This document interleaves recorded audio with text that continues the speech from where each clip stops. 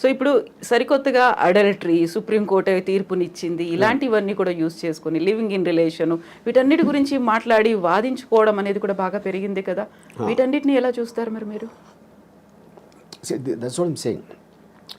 Legal aspect అనేది ఒక point ఏది కరెక్ట్. ఇప్పుడు ఒక వీకర్ సెక్షన్ని మీరు ఎక్స్ప్లాయిట్ చేస్తున్నారు, అది విమెనా లేకపోతే ఎస్సీ ఎస్టీయా whatever. Most of the time courts ఆ రూల్స్ ఫ్రేమ్ చేసి they want to support somebody to strengthen a possibly weak person. ఇప్పుడు కారు వచ్చి స్కూటర్ని గుద్దితే స్కూటర్ వాడిది ఎక్కువ తప్పు ఉన్నదానికి వాళ్ళు ఆస్కారం ఎక్కువ ఇస్తారు. సారీ కార్, ఎందుకంటే బలవంత ఇది కాబట్టి. డబ్బు ఉన్నోడు పేదవాడిని కొడితే ఆయనకు అప్పుడు పేదోడు డబ్బు ఉన్నోడిని కొట్టాడంటే నమ్మటానికి కొంచెం ఈజీ కాదు. ఎందుకంటే పేదోడు ఎందుకు కొడతాడు అన్న ఫీలింగ్ ఇల్లు వస్తుంది, బలం వాళ్ళ దగ్గర. కరెక్ట్. అప్పుడు ఏంటి, ఒక అమ్మాయి వెళ్ళి కంప్లైంట్ ఇస్తే నన్ను ఇలా మాలేజ్ చేశారు అని, అది definitely they will believe that more. వల్నరబుల్గా ఉన్నారు, vulnerable weaker section, women are the weaker sex అనేది ఒక జనరల్ ఆస్పెక్ట్ ఉంది కాబట్టి దాంట్లో కొంతమంది విమెన్ మిస్యూజ్ చేయొచ్చు. సుప్రీంకోర్టు కూడా చెప్పింది, we are aware that this will be misuse by some people, but in the absence of anything better ఏర్పడింది. సో అది it will be a very complicated issue. ఎందుకంటే ఇప్పుడు లేటెస్ట్గా వచ్చిన బిఎన్ఎస్ లాస్లో మొత్తం డిజిటల్ ఎవిడెన్స్ ఇది అది అన్నీ చెప్పినప్పుడు, ఇప్పుడు ఒకడు అంటాడు ఒక అమ్మాయిని నేను పెళ్లి చేసుకోవాలి, ఆ రోజు నిజంగా ఫీల్ అయి ఉండొచ్చు. ఎమోషన్ అనేది it is never a permanent thing. మీకు అప్పుడు ఉన్న మెంటల్ స్టేట్లో ఒక ఫీలింగ్ వస్తుంది, అది వాడికి 2 days అయిపోవచ్చు అది. ఇప్పుడు మీరు అప్పుడు అలా అన్నావు కదా, అన్నందుకే నేను ఆ రోజు నేను ఫిజికల్గా ఇంటిమేట్ అయ్యాను, అది అప్పుడు మోసం చేసినందుకు వస్తుంది అని అంటే అప్పుడు దానికి ఇంక అంతా ఎక్కడ ఉంటుంది. మీరు ఒక బిజినెస్ డీల్ చేశారు, మీకు ఇన్వెస్ట్ చేస్తాను అని చెప్పాడు ఒకడు నాకు. ఆ తర్వాత 3 రోజులు 4 రోజులు అయ్యాక హీ డింట్. ఆ రోజు చెప్పినందుకే నేను ఎలా అయ్యాను, ఇప్పుడు నేను మానసిక స్థాపం చేస్తే నేను వెళ్ళి చచ్చిపోతానంటే అది ఇంకా అసలు అవుతుందా ఇంకా ఎనీథింగ్. సో మీరు ఒక విధంగా చూస్తే మీరు అసలు రిలేషన్షిప్స్లోకి వెళ్ళటానికి భయపడే అంత ఇది వచ్చేసింది ఒక విధంగా చూస్తే, ఏది ఈ లాస్ ఇలాంటివి అని. At the same time it is also true that women will be exploited. ఎందుకు? By men. ఇప్పుడు నా ఆల్వేస్ బిలీఫ్ ఏంటంటే, man is he pretends love for sex, he gives love, pretend may be not the right word, women give sex for in exchange for love. అక్కడ మీకు by నేచర్లోనే ఉంది అది ఆ differentiation. ఆ natural ఇన్స్టింక్ట్ని curb చేయడానికే మీకు legal system, moral system, social systems వస్తాయి. కానీ ఇందులో ఉన్న ఫ్లా ఏంటంటే ఏది కూడా they don't know the actual things what's happening and how can they be judgemental. ఇప్పుడు ఈ అమ్మాయికి బోర్ కొడుతుంది, బోర్ కొట్టినందుకు బోర్ కొట్టిందని ఎవడన్నా యాక్సెప్ట్ చేస్తాడు అసలు? అలాంటిది అతనికి ఇంకో ఎఫ్ఐఆర్ ఉంది, నన్ను కొడుతున్నాడు లేకపోతే ఏదో చేస్తున్నాడు అంటే కొంచెం అన్న మీనింగ్ ఉంది. ఈజ్ బోరింగ్ అంటే why should she live her life with boring person? తన ఇష్టం కదా. మనమేమో ఒక సలహా ఇచ్చేసి దానికోసం చేయొద్దు అని మన లైఫ్ అయితే ఆ అమ్మాయి అంతా లైఫ్ అంతా బోర్ కొట్టి చచ్చిపోవాలండి. So I think to get into personal emotional spaces is wrong for any kind of a system. అప్పుడేంటి, ఇలా జరుగుతుందని తెలిసిన దానికి మీరు ఎడ్యుకేట్ చేయాలి. మీకు పెళ్లి చేసుకుంటానని చెప్పి తర్వాత చేయకపోతే అది మీరు కన్సిడరేషన్లోకి తీసుకున్నారా అనే ఎడ్యుకేషన్ అనేది most important. So in other words ఏమంటున్నానంటే, ఒక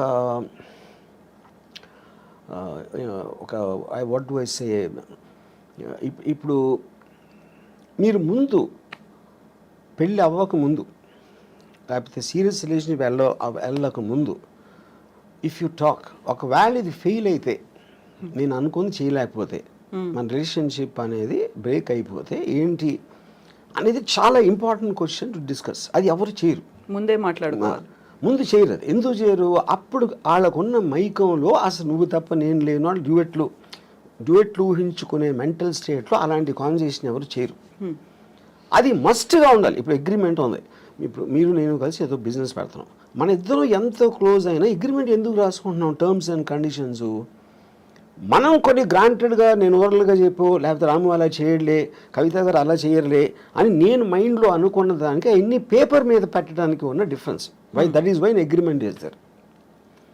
అప్పుడు అగ్రిమెంట్ అనేది బిజినెస్లోనే కాకుండా it's also been emotional complex. ఎందుకంటే ఇన్స్టిట్యూషన్ అనేది మనకి మ్యారేజ్ ఇన్స్టిట్యూషన్ ఆర్టిఫిషియల్గా వచ్చింది, that is not natural. Anything which came out of an artificial sense of a certain system you should have an agreement. అప్పుడు ఏమంటారు దాన్ని, బ్రీచ్ ఆఫ్ కాంట్రాక్ట్లో ఏ టర్మ్స్లో అయితే నేను ఇక్కడి నుంచి వెళ్ళిపోతాను, ఇవి నేను అనుకుని ఇవి జరగకపోతే, లేకపోతే ఇలా జరిగితే వీటన్నిటిలోంచి మాత్రం I will be free to come out అనేది మీరు ముందు మాట్లాడారనుకోండి, అప్పుడు ఆస్పెక్ట్లో అసలు యాక్చువల్గా ఆ మ్యారేజ్ ఎగ్జిస్ట్ అవ్వడానికి ఎక్కువ ఛాన్స్ ఉంది. ఎందుకంటే మీ ఎక్స్చేంజ్ ఆఫ్ థాట్స్ ఎక్కువ ఉంది. ఇప్పుడేంటి, మీరు అనుకుంటున్నారు అలా చేయడు, తను అలా చేయదు, నమ్మకం నా కోసం ఏమైనా చేసేస్తుంది అని ఆ నమ్మకాన్ని మీరు ఊహిస్తున్నారు. నాకు ఒక సినిమాలో ఒక టెరిఫిక్ డైలాగ్ ఉంది. అడు why did you and mom separate అని కొడుకు అడుగుతాడు. అంటే అంటాడు, we just drew pictures of each other in our minds and we got to know the reality only after the marriage అంటాడు. ఎందుకంటే ముందు మీ ఊహల్లో ఉంటుంది ఆ లవ్ అనే ఒక ఫీలింగ్, ఒక మత్తుమందు లాంటిది. దాంట్లో you don't want to see the reality at any given time, you know. So ఆ రియాలిటీని చూడకుండా ఉంటే మీ కలది బేసిక్గా. తను అది వాళ్ళిద్దరూ కలిసినప్పుడు మంచిగా మాట్లాడుకోండి, ఇద్దరు దే ట్రై టు అట్రాక్ట్, ఇద్దరు they try to be on their best behaviour. అది మీరు ఆ టైంకి చేయగలుగుతారు. కానీ మ్యారేజ్ అయ్యాక ఎప్పుడైతే ఒకే ఇంట్లో పడుకుని లెగిసినప్పుడు అదే ఇంటెన్షన్ సస్టైన్ చేయటం అనేది ఇంపాసిబుల్, ఎవరి వల్ల కాదు. That is when the passion starts getting killed. ఇప్పుడు మనం మాట్లాడుకున్నంత ఈజీనా రాము గారు, ఈ ఎమోషన్స్ ఇవన్నీ ఉంటాయి, ఇన్వాల్వ్ అయినవి, రెస్పాన్సిబిలిటీస్ ఉంటాయి, ఒక ఫ్యామిలీ అనేది ఉంటుంది, అయిపోయింది వీఆర్ గెటింగ్ సెపరేటెడ్ అనేది చాలా ఈజీగా, నిన్నటిదాకా ఏం జరిగింది అంతా మర్చిపోదాం, ఇప్పుడు ఫ్రెష్గా ఎవరి జీవితాలు వాళ్ళు స్టార్ట్ చేసుకుందాం, అంత ఈజీ అంటారా?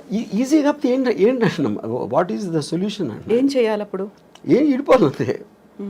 ఇంక ఫస్ట్ ఆఫ్ ఆల్ బయట వాళ్ళు సలహాలు ఇస్తారు, మన ఫ్యామిలీ ఇది అలా కాదురా, ఇందాక చెప్పాను కదా, ఆ సలహాలు ఇచ్చేవాళ్ళు దగ్గర ఆడికి నోరు ఉంది కాబట్టి ఇస్తున్నాడు, వాడు అనుభవించట్లా. అనుభవించేది వీళ్ళిద్దరే. ఈ ఇద్దరిలో కూడా ఒకళ్ళే ఉండొచ్చు కూడా, ఈవెన్ దెన్. సో ఇక్కడ this whole thing is a war between an individuals freedom and living for others, compromising for others. ఇప్పుడు ఆ కాంప్రమైజ్లో మీరు తప్పైనా, ఇప్పుడు సపోజ్ నన్ను ఒక ఫిజికల్గా మీరు ఫోర్స్ చేయొచ్చు, అంటే ఒక ఉమెన్ క్యాన్ ఫోర్స్ మీ, ఒక వైఫ్. కానీ వాడికి అమ్మాయి మీద ఫీలింగ్ లేకపోతే అప్పుడు ఇంకా అసలు ఉండి కూడా లాభం ఏంటంటున్నా. The whole idea is about affection, intimacy, relationship. ఆ రిలేషన్షిప్ వాడి మైండ్లోనో ఈ అమ్మాయి మైండ్లోనో కట్ అయిపోయినప్పుడు ఇంక ఉండి కూడా లాభం ఏంటంటున్నా. So that defeats the very purpose of the institution. ఎందుకు కంటిన్యూ చేయాలి? అయితే ఇప్పుడు వీటన్నిటికంటే కూడా సరికొత్త వాదన ఏంటంటే, ఈ ఎమోషన్స్, ఫ్యామిలీ బాండ్, పర్సనాలిటీ, వాళ్ళ ఐడియాలజీ, వీటన్నిటికంటే పెళ్లి చేసుకునే టైంలో చూడాల్సినటువంటి ముహూర్తం ప్రాపర్గా చూడలేదు కాబట్టి విడిపోతున్నారు అనేటువంటి వాదన. కరెక్ట్ ముహూర్తం కనుక చూసి ఉంటే వీళ్ళు అలా కలకాలం కలిసి ఉంటారు, గొడవలు లేకుండా ఉంటాయనేది, అక్కడ ఏది దేన్ని ఓవర్లాప్ చేస్తుంది అసలు? కానీ నేను అదే చెప్పాను, దట్ ఈస్ సూపర్స్టిషన్ థింగ్. అది ఒక ఆల్మోస్ట్ నో సైంటిఫిక్ బ్యాకింగ్. అంటే చెప్పాను, దెయ్యాలు నమ్మటం, ముహూర్తాలు నమ్మటం, దేవుడిని, ఆయన కూడా సేమ్ కేటగిరీ. అది ఈచ్ పర్సన్స్ ఇండివిజువల్ ఆస్పెక్ట్. అది. సో మీరు ఎప్పుడైనా మీ సినిమాకి ఒక ముహూర్తం చూడాలి అంటే ఇప్పుడు రాము కాదు, ఎర్లియర్ డేస్లో రాము? నేను I never believed in God, I never believed in anything that. నేను చేస్తాను, ఇప్పుడు చేస్తాను. ఇప్పుడు కర్ణాచారి అని ఒక సీనియర్ కార్పెంటర్ ఏదో సెట్ వేసాడు, ఏదో గోవిందా సినిమా అని గుర్తున్నావు. He wanted me to come and do some కొబ్బరికాయ. అది ఎవరి కోసం? ఈయన కోసం. Bhatti Karnacharya, I very respect him very much, was my father's friend. ఆయన అడిగారు కాబట్టి ఆయన కోసం అలా చేస్తాను, but I don't feel it. ఎందుకంటే దేవుణ్ణి నమ్మటం అనేది చాలా ఈగోతో సంబంధించిన విషయం అన్న. ఎందుకంటే మిమ్మల్ని ఒక్కడిని ఇన్ని లక్షల కోట్ల జీవరాశుల్లో మీకేదో ఒక దండం పెడితే మీకేదో చేస్తారని నమ్మటం అనేది చాలా ఈగోయిస్టిక్ పని అని నా ఫీలింగ్. ఇదొకటి. రెండోది ఏంటంటే ఇప్పుడు ముహూర్తమా మూఢనమ్మకం. ముహూర్తం అనేది మీరు నలుగురు జ్యోతిష్ని అడిగితే 4 చెప్తారు. వేణుస్వామికి ఏం తెలియదని ఒకడు అంటాడు, ఆడికి తెలియదని ఈడంటాడు. అప్పుడు అది కూడా లేబుల్లే కదా, మీరు జ్యోతిష్కుడు అని ఒక్కడే ఉన్నాడు కదా. అప్పుడు మీరు నమ్మిన జ్యోతిషం ఉంటాడు. మీరు ఎందుకు నమ్ముతారు? మీకు ఎవరో చెప్పారు, లేకపోతే అంతకుముందు అతను చెప్పింది ఏదో కరెక్ట్ అయింది. అప్పుడు ఈ నమ్మకాలన్నీ అలాగే వస్తాయి, క్యారీ మీకు జరిగింది కాబట్టి. సో నా కంట్రోల్లో లేని దాన్ని, డెస్టినీ లేకపోతే దేవుడు, నేచర్, నా కంట్రోల్లో లేని ఏవి నేను పట్టించుకోను. I will only concentrate on what I can do. ఆ మిగతా నేను కాన్సిక్వెన్స్గా తీసుకుంటాను. అది వచ్చినప్పుడు విల్ బెర్ ఇట్.